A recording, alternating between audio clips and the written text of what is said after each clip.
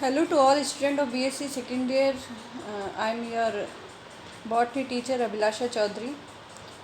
कल हमने क्लोरोप्लास्ट की स्ट्रक्चर पढ़ी थी, लवक की संरचना पढ़ी थी और आज हम उनके फंक्शंस देखने जा रहे हैं। आज जो सबसे इम्पॉर्टेंट फंक्शन है प्लास्टिड का एज ए क्लोरोप्लास्ट हरित लवक के रूप में, वो है फोटोसिंथेसिस का। और फोटोसिंथेसिस में इसका फर्स्ट पॉइंट देखिए आप कि फोटोसिंथेसिस में सोलार एनर्जी को केमिकल एनर्जी में कन्वर्ट किया जाता है। ये बहुत सिंपल है और शायद आपको इस लेवल पे पता है इसके बारे में। 3 चीज़ें चाहिए होती है फोटोसिंथेसिस में, कार्बन डाइऑक्साइड, वाटर, सनलाइट। ये यूज़ होते हैं और प्रोड्यूस करते हैं ग्लूकोज, ऑक्सीजन और वाटर। जो लाइट रिएक्शन है आपकी, लाइट रिएक्शन कहाँ होती है? 2 रिएक्शंस हैं, एक तो लाइट रिएक्शन है, एक डार्क रिएक्शन। और ये दोनों आपके हरित लवक में रिएक्शंस होती हैं। लाइट रिएक्शन में क्या होता है कि हम लाइट रिएक्शन के दौरान, जो आपने लाइट रिएक्शन देखी होगी साइक्लिक, नॉन साइक्लिक, जिसको आप जेड रिएक्शन भी कहते हैं, ये सारी कहाँ पर होती है? जो हम लवक होता है उसमें जो ग्रेना होता है, ग्रेना के जो छोटा सा पार्ट होता है थैलेकॉइड की जो मेम्ब्रेन है, वहाँ पर लाइट रिएक्शन होती है। इसमें देखिए आप, light reaction take place in the presence of light and occur within the chloroplast grana. Okay, primary pigment use to convert light energy into chemical energy is chloroplast. जो chloroplast है आपका, chloroplast ए, ये एक main pigment है जो कि light energy को chemical energy में कन्वर्ट करने की क्षमता रखता है, बदलने की क्षमता रखता है क्लोरोफिल ए। उसके साथ साथ कुछ एसेसरी या सहायक पिगमेंट्स भी पाए जाते हैं, जैसे क्लोरोफिल बी है, जेंथोफिल है, कैरेटिन है। ये सब सहायक वर्णक में पाए जाते हैं। ये भी ज़रूरी है, सिर्फ क्लोरोफिल ए से काम नहीं चलता है। ये सारे जो पिगमेंट्स हैं वो क्लोरोफिल ए को घेरे रहते हैं, एक कॉम्प्लेक्स सा बनाते हैं, और उसके बाद ही जो लाइट रिएक्शन होती है वो आगे प्रोसेस करती है। In the light reaction stage, sunlight is converted to chemical energy in form of ATP.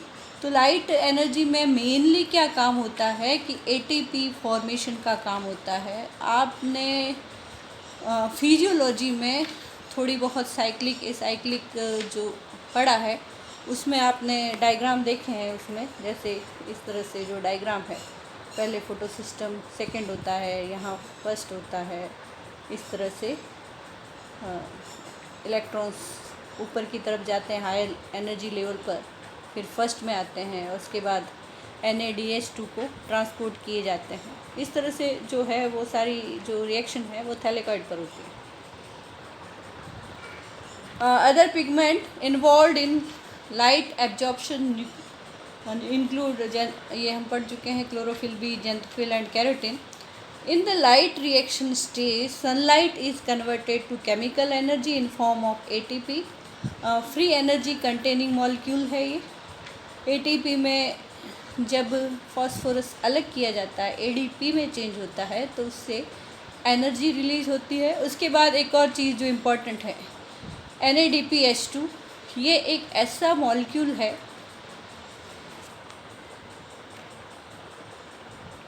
NADPH2 या NADPH, high energy electron carrying molecule है, जो इलेक्ट्रॉन को अपचयित हो जाता है इलेक्ट्रॉन लेकर।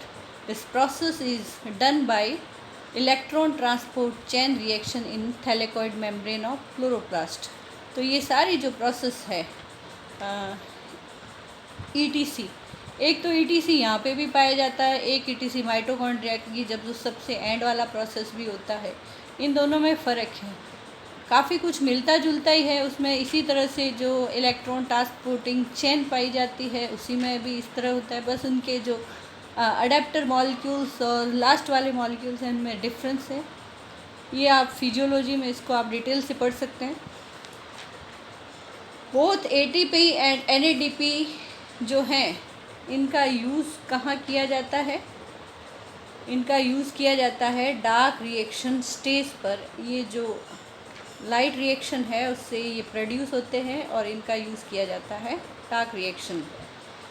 और इसके साथ dark reaction stage is also known as carbon fixation stage और केल्विन साइकिल। ओके, तो पहली वाली जो रिएक्शन है उसको लाइट रिएक्शन कहते हैं, दूसरी डार्क रिएक्शन कहते हैं। इसके साथ केल्विन साइकिल भी कहते हैं, क्योंकि ये जो साइंटिस्ट केल्विन है उन्होंने इसको खोजा था, या सारी जो डिस्कवरीज़ हैं, जो रिएक्शंस हैं, वो उन्होंने दी इसकी। इसके स्ट्रोमा में एंजाइम्स पाए जाते हैं और जो कि इस रिएक्शन को कंप्लीट करते हैं। एटीपी यूज़ करते हैं, NADPH यूज़ करते हैं, कार्बन डाइऑक्साइड यूज़ करके शुगर का निर्माण करते हैं। Okay, sugar can be stored in the form of starch और रेस्पिरेशन के दौरान उसको स्टार्च के रूप में भी स्टोर किया जाता है और सेलुलोज का भी प्रोडक्शन उसमें हो सकता है। ठीक है, तो प्लांट्स में जब ग्लूकोज को स्टोर किया जाता है तो स्टार्च के रूप में किया जाता है, लेकिन सेलुलोज भी ग्लूकोज की यूनिट्स का ही एक बहुलक है। थोड़ी सी इसकी बॉन्डिंग अलग होती है। ओके, तो बॉन्डिंग से ये स्ट्रक्चरल कंपाउंड है, वो एनर्जी का कंपाउंड है इसमें, जिसको तोड़कर हम एनर्जी गेन कर सकते हैं। ये देखिए, एक डायग्राम देख रखा है। डायग्राम में क्लोरोप्लास्ट है। क्लोरोप्लास्ट के यहाँ पर H2O को एब्जॉर्ब किया जा रहा है, CO2 को एब्जॉर्ब किया जा रहा है, और थैलेकॉइड मेम्ब्रेन पर जो इलेक्ट्रॉन ट्रांसपोर्ट रिएक्शंस होती है उसके द्वारा ATP और NADP का निर्माण हो सकता है। और ये दोनों कंपाउंड यूज़ किए जाते हैं कार्बन फिक्सेशन में यूज़ किए जाते हैं और उसके द्वारा निर्माण किया जाता है शुगर का, एमिनो एसिड्स का भी बनाया जाता है, फैटी एसिड्स का भी बनाया जाता है। ये सारे आप जब पढ़ते हैं प्रोटीन सिंथेसिस में और फैटी एसिड सिंथेसिस में, तब ATP और NADP दोनों के द्वारा इन तीनों प्रकार के मॉलिक्यूल का निर्माण होता है। और ये तीनों जो मॉलिक्यूल हैं वो तीनों कहाँ काम आते हैं? माइटोकॉन्ड्रिया में काम आते हैं, जहाँ पर उसका ऑक्सीडेशन करके ATP जनरेट किए जाते हैं। Okay,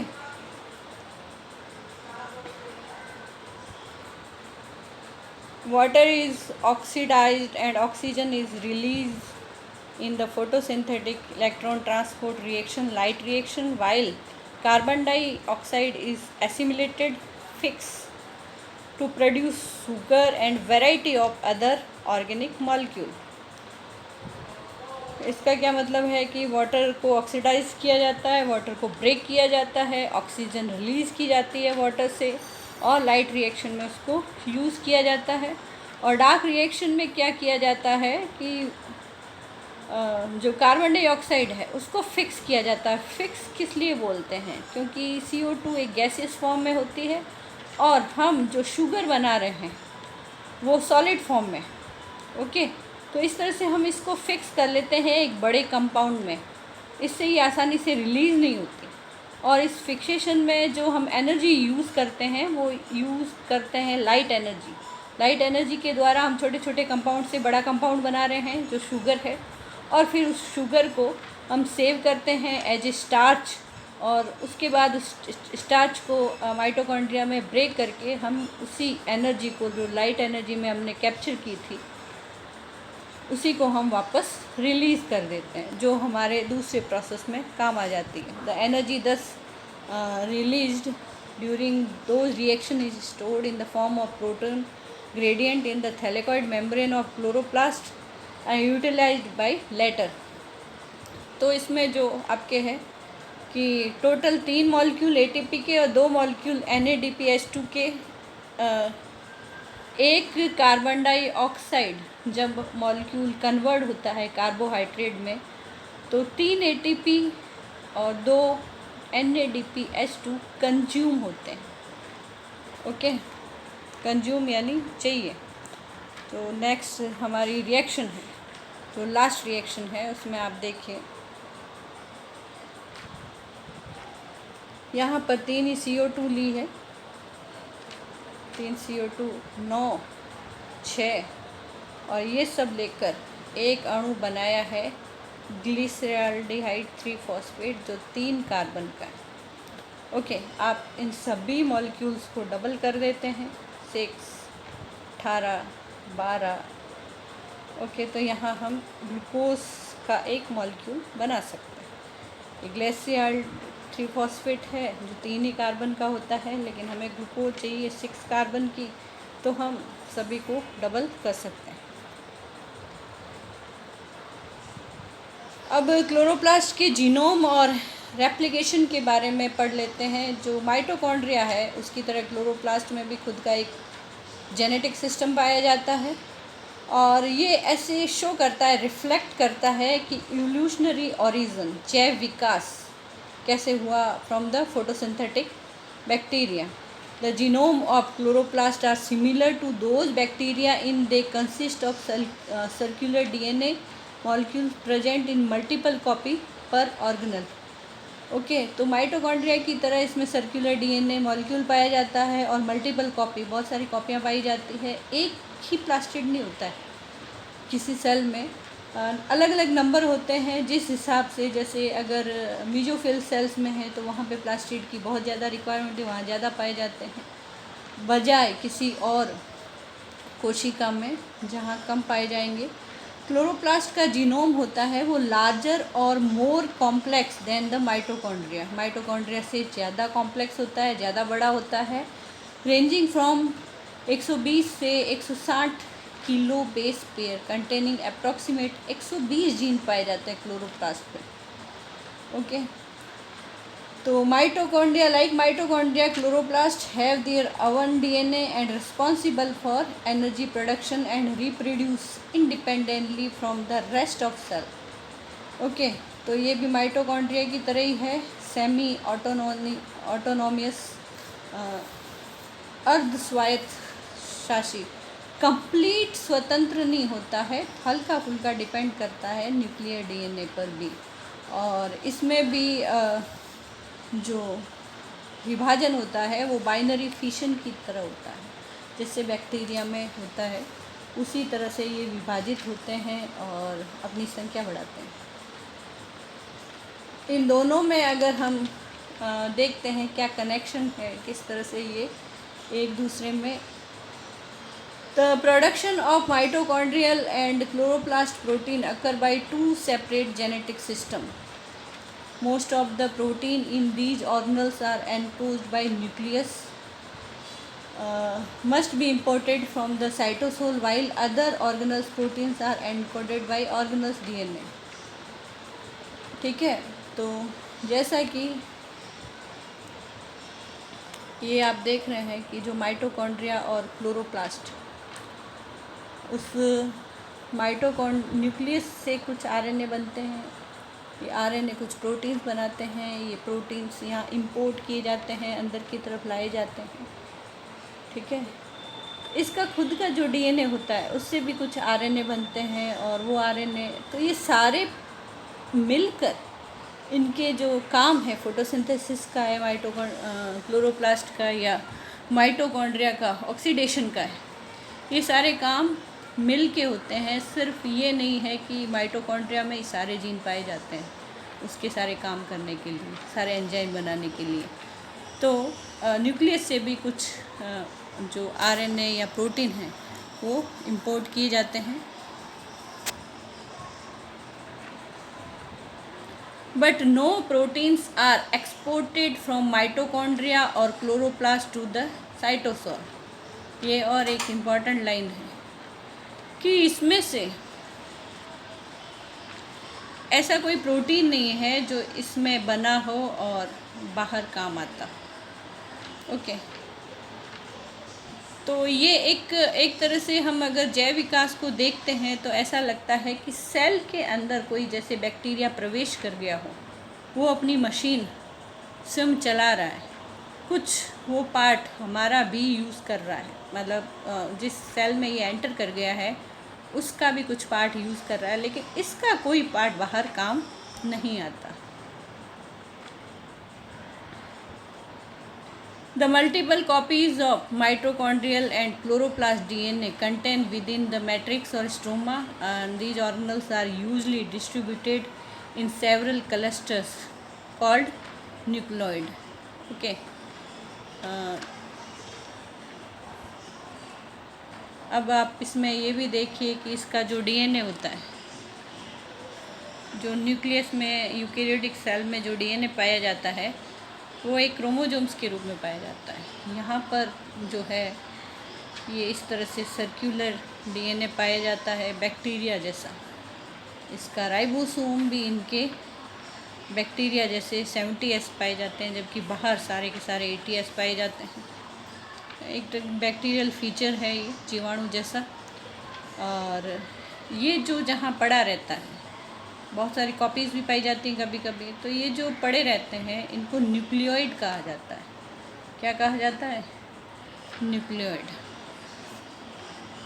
nucleoid are thought to be attached to the inner mitochondrial membrane, although it is not known how the DNA is packed. ये अभी संरचना पता नहीं चली है कि किस तरह से ये पैक्ड रहते हैं। DNA structure in nucleoid is likely to resemble that in bacteria rather than in eukaryotic chromatin. Okay, तो ये बैक्टीरिया की तरह पाए जाते हैं।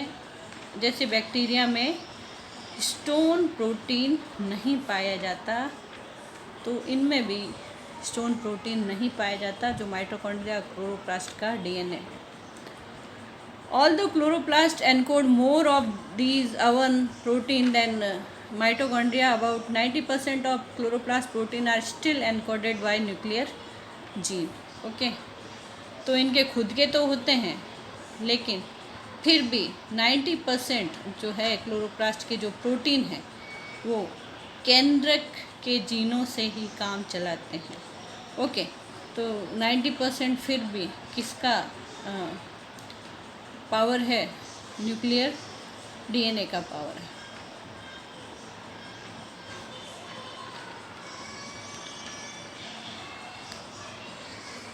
केमिओस्मोटिक थ्योरी के बारे में हम कल पढ़ेंगे।